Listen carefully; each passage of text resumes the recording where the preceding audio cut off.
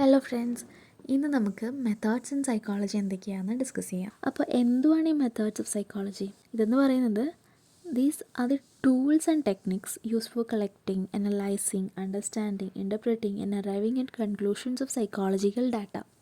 അപ്പോൾ എന്തൊക്കെയാണ് ഈ ടൂൾസ് ആൻഡ് ടെക്നിക്സ് നോക്കിയാലോ? Introspection, observation, survey, experimentation and case study. First മെത്തേഡാണ് ഇൻട്രോസ്പെക്ഷൻ. ഇത് സിമ്പിളായിട്ട് പറയുകയാണെന്നുണ്ടെങ്കിൽ നമ്മുടെ മനസ്സിൽ നടക്കുന്ന കാര്യങ്ങളെ നമ്മൾ സ്വന്തമായിട്ട് ഉള്ളിൽ നോക്കുന്നു. അതാണ് introspection. Directly examining one's own conscious mental state. അല്ല, ഇവിടെ എന്താ നടക്കുന്നത്? Examining the inner behaviour of an individual himself, അല്ലെങ്കിൽ looking into one's own mind. ഇവിടെ ആ ഒരു ഇൻഡിവിജ്വൽ, ഇപ്പം ഞാനാണെന്നുണ്ടെങ്കിൽ ഞാനാണ് both the examinee and the examiner. അല്ലേ, ഞാൻ ആണ് എക്സാമിനർ. ഞാൻ ആരെയാണ് എക്സാമിൻ ചെയ്യുന്നത്? എന്നെ തന്നെ. അപ്പോൾ ആരാണ് എക്സാമിനി? ഞാൻ തന്നെ. Or rather we can call it as self-observation. And this method was put forward by Edward Titchener.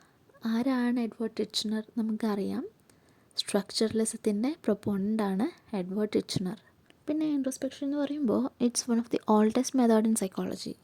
ഇൻട്രോസ്പെക്ഷൻ്റെ ഒരു ഡിസഡ്വാൻറ്റേജ് എന്ന് പറയുമ്പോൾ internal mental process of an individual may change very frequently, അല്ലേ? അപ്പോൾ thus the result of introspection may vary from time to time. അപ്പോൾ എന്താ സംഭവിക്കുക? The data collected cannot be verified. അതുപോലെ highly subjective ആയിരിക്കും, ബയസ്ഡ് ആയിരിക്കും. അതേപോലെ തന്നെ it cannot be used on children, animals, അല്ലെങ്കിൽ people suffering from mental illness. അല്ലേ, ഇവർക്ക് സ്വയമായിട്ട് അവരുടെ മനസ്സിലേക്ക് നോക്കാൻ പറ്റുമോ? ഇല്ല. ആൻഡ് ഇതിൻ്റെ അഡ്വാൻറ്റേജ് പറയുകയാണെന്നുണ്ടെങ്കിൽ introspection is the most cheapest and economical methods when compared to others. പിന്നെ ഇത് എവിടെ വെച്ചും എപ്പോൾ വേണമെങ്കിലും ചെയ്യാം, അല്ലേ? പിന്നെ it's one of the easiest method. So ഇതൊക്കെയാണ് ഇതിൻ്റെ അഡ്വാൻറ്റേജസ് ആയിട്ട് പറയുന്നത്. Next one is observation method. അപ്പോൾ ഇൻട്രോസ്പെക്ഷൻ ടു ലുക്ക് ഇൻസൈഡ് ആണെങ്കിൽ ഒബ്സർവേഷൻ എന്താണ്? To look outside. ഇൻട്രോസ്പെക്ഷനിൽ നമ്മൾ നമ്മളെ തന്നെയായിരുന്നു നോക്കിക്കൊണ്ടിരുന്നത്. പക്ഷേ ഒബ്സർവേഷനിൽ മനസ്സിന് പുറത്ത് നടക്കുന്ന കാര്യങ്ങളെ ഒബ്സർവ് ചെയ്യുകയാണ് നമ്മൾ ചെയ്യുന്നത്. It's a kind of learning someone else behaviour. ഒബ്സർവേഷനിൽ ഫോക്കസ് ചെയ്യുന്നത് on what an individual does in natural condition. നമ്മൾ കൺട്രോൾഡ് കണ്ടീഷനിലും ഒരു ഇൻഡിവിജ്വലിൻ്റെ ബിഹേവിയറൊക്കെ നമ്മൾ ഒബ്സർവ് ചെയ്യുന്നുണ്ട്. അത് മറ്റൊരു മെത്തേഡാണ്. ഇതെന്ന് പറയുന്നത് ഒബ്സർവേഷനിൽ വരുമ്പം നാച്ചുറൽ കണ്ടീഷനിലാണ് നമ്മളൊരു ഇൻഡിവിജ്വലിനെ ഒബ്സർവ് ചെയ്യുന്നത്. 2 ടൈപ്സ് ഒബ്സർവേഷനാണ് വരുന്നത്: participant observation and non participant observation. Participant observation എന്ന് പറഞ്ഞാൽ ദ പേഴ്സൺ ഹു ഒബ്സർവ് ചെയ്യുന്ന പേഴ്സൺ ഒബ്സർവ് ചെയ്യുന്ന ഗ്രൂപ്പിൻ്റെ ഒരു മെമ്പറായി നിന്ന്, പാർട്ടിസിപ്പൻ്റായി നിന്ന് ഒബ്സർവ് ചെയ്യുമ്പോഴാണ് participant observation. Non participant observation വരുമ്പോൾ ഒബ്സർവർ ആ ഒരു ഗ്രൂപ്പിൻ്റെ മെമ്പറല്ല. ഒബ്സർവറിന് ആ ഒരു ഗ്രൂപ്പ് ഔട്ട് ഗ്രൂപ്പാണ്. സോ ആ ഗ്രൂപ്പിൻ്റെ പുറത്ത് നിന്ന് അത് ആ ഒരു ഇവൻ്റ് ഒബ്സർവ് ചെയ്യുമ്പോഴാണ് നോൺ പാർട്ടിസിപ്പൻ്റ് ഒബ്സർവേഷൻ എന്ന് പറയുന്നത്. Third method of psychology is survey method. ഇവിടെ ഒരു ലാർജർ നമ്പർ ഓഫ് പീപ്പിളിൻ്റെ കയ്യിൽ നിന്ന് ഇൻഫർമേഷൻ ഗ്യാദർ ചെയ്യണമെങ്കിൽ യൂസ് ചെയ്യാവുന്നതാണ് സർവേ മെത്തേഡ്. അപ്പോൾ ഇവിടെ മെത്തഡോളജി ഫോർ കളക്ടിങ് ഇൻഫർമേഷൻ എന്താണ്? Through questionnaire or interview. അല്ലേ, നമുക്കറിയാം നമ്മൾ പല സർവേസിൻ്റെയും പാർട്ടായിട്ടുണ്ട്. അപ്പം നമുക്ക് അത്യാവശ്യം നന്നായിട്ട് അറിയുന്നൊരു കാര്യമാണ് സർവേ എന്ന് പറയുന്നത്. It can sometimes be misleading as the participant may lie intentionally or give answers based on personal bias. And if the participant fail to understand the question, it may also spoil the result, right? So these are the disadvantages of survey method. Okay, now let's move on to the steps of survey method. The first step is to set objectives and then set questions, test internally, and the fourth step is to deploy the survey to members. Fifth is to collect data. Sixth is to analyze the data, and then the last step is to act on the result. അപ്പോൾ survey മെത്തേഡിൽ നമ്മൾ ഓർത്തിരിക്കേണ്ട കാര്യം, it is normally conducted in large group, not feasible in classroom situations. അതുപോലെ setting right methodology for data analysis is very important. പിന്നെ modes may be questionnaire or interview. അതേപോലെ online survey, face to face survey, group survey, panel survey, paper survey, like different surveys are there. അപ്പോൾ ഇത്രയാണ് survey മെത്തേഡിനെ പറ്റിയുള്ളത്. Now let's move on to next method, that is experimental method. ഈ ഒരു method is use to study the cause and effect relationship regarding the nature of human behaviour. അപ്പോൾ experimental method എങ്ങനെയാണ് നടക്കുന്നത്, അല്ലെങ്കിൽ അതിൻ്റെ സ്റ്റെപ്സ് എങ്ങനെയാണ്, ജസ്റ്റ് നമുക്ക് മനസ്സിലാക്കാൻ വേണ്ടിയിട്ടാണ്. അപ്പോൾ ആദ്യം തന്നെ സ്റ്റേറ്റിംഗ് ദ പ്രോബ്ലം അല്ലേ, അതിനുശേഷം നമ്മൾ ഒരു ഹൈപ്പോത്തിസിസ് ഫോർമുലേറ്റ് ചെയ്യും.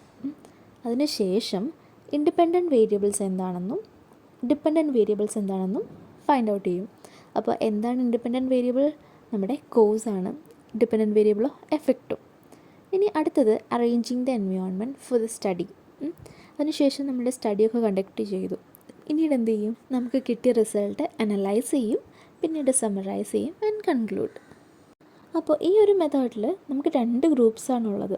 എക്സ്പെരിമെൻറ്റേഷന് വേണ്ടിയിട്ട് 2 ഗ്രൂപ്പ്സാണുള്ളത്. അപ്പോൾ the group which is subjected to എക്സ്പെരിമെൻറ്റേഷനെ പറയുന്ന പേരെന്താണ്? Experimental group. അതുപോലെ തന്നെ next one is a group which was kept by the researcher under his control അല്ലേ. അതേതാണ്? അത് റെഫറൻസ് ഗ്രൂപ്പാണ്. അതിനെന്താ നമ്മൾ പറയുന്നത്? കൺട്രോൾഡ് ഗ്രൂപ്പ് എന്നാണ് പറയുന്നത്. അപ്പോൾ ഈ ഒരു മെത്തേഡിൻ്റെ മെറിറ്റ്സ് എന്തൊക്കെയായിരിക്കും? It is systematic and helps in establishing cause effect relationship. അതുപോലെ പ്രൊവൈഡ്സ് റിലയബിൾ ഇൻഫർമേഷൻ. പിന്നെ റിവൈസബിൾ മെത്തേഡാണ്. പിന്നെന്താണ്? Provides objective information about a problem. പിന്നെ എന്തൊക്കെയായിരിക്കും ഇതിൻ്റെ മെറിറ്റ്സ് എന്ന് പറയുന്നത്? It enables us to control and direct human behaviour.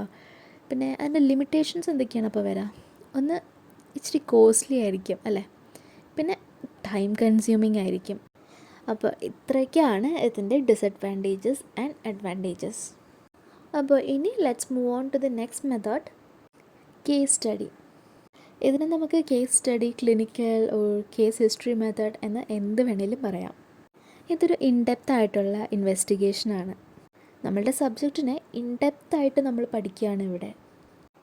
ഈ ഒരു മെത്തേഡ് യൂസ് ചെയ്യുമ്പോഴത്തേക്കിനും നമുക്ക് കിട്ടുന്നത് rich qualitative data that have high levels of ecological validity.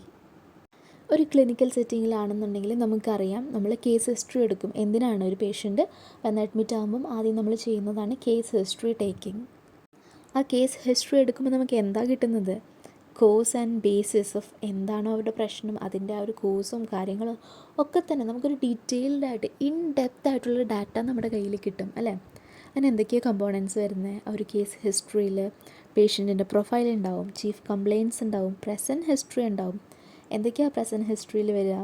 Psychiatric ആയിട്ടുള്ളത്, മെഡിക്കൽ, സർജിക്കൽ എല്ലാം വരും അല്ലേ. അതുപോലെ പാസ്റ്റ് ഹിസ്റ്ററി ഉണ്ടാവും, ഫാമിലി ഹിസ്റ്ററി ഉണ്ടാവും അല്ലേ. ജീനോഗ്രാം വരയ്ക്കാറുണ്ട് നമ്മൾ. പിന്നെ എന്തൊക്കെയാണ് വരിക? Personal history, socio economic history, പിന്നെ എന്തൊക്കെയാണ്? ഇനിയും ഉണ്ട് ഒരുപാട് കാര്യങ്ങൾ അല്ലേ. സോ അപ്പോൾ ഡീറ്റെയിൽഡ് ആയിട്ടുള്ള ഇൻ ഡെപ്ത് ഡാറ്റയാണ് നമുക്ക് ഇതുവഴി കിട്ടുന്നത്. അപ്പോൾ ഇതിൻ്റെ അഡ്വാൻറ്റേജസ് എന്തൊക്കെയാണ്? നമുക്ക് actual cause of the illness കണ്ടുപിടിക്കാൻ പറ്റും അല്ലേ. ഒരു ബേസ് ലൈൻ ഡാറ്റ ആയിട്ട് ഇത് ആക്ട് ചെയ്യും. പിന്നെ ഫർദർ ഇൻവെസ്റ്റിഗേഷന് വേണ്ടിയിട്ടൊക്കെ നമുക്കിത് യൂസ്ഫുൾ ആണല്ലോ. ഒരു ഇൻഡെപ്ത് ആയിട്ടുള്ള സംഭവമാണ്, ഒരു ഡാറ്റയാണ് നമ്മുടെ കയ്യിലിരിക്കുന്നത്, ആ ഒരു ആളെ പറ്റിയുള്ളത് അല്ലേ. പിന്നെ അപ്പോൾ അതിൻ്റെ ഡിസഡ്വാൻറ്റേജസ് എന്തൊക്കെയായിരിക്കും? നമുക്ക് എപ്പോഴും കേസ് ഹിസ്റ്ററി എടുക്കാൻ പറ്റാറുണ്ടോ? ഇല്ലേ, ചില സമയത്ത് നമുക്ക് പറ്റില്ല. എന്താണ്? Certain condition may not permit proper history collection. അതുപോലെ sometimes patient may not be cooperative ഇല്ല, അങ്ങനെയുള്ള സാഹചര്യങ്ങളിലൊന്നും നമുക്ക് എടുക്കാൻ പറ്റാറില്ല. അപ്പോൾ ഇതൊക്കെയാണ് നമ്മുടെ 5 മെത്തേഡ്സ് ഇൻ സൈക്കോളജി. എന്തൊക്കെയായിരുന്നു? ഫസ്റ്റ് വൺ വാസ് ഇൻട്രോസ്പെക്ഷൻ, പിന്നെ ഒബ്സർവേഷൻ, പിന്നെ survey, experimentation and case study.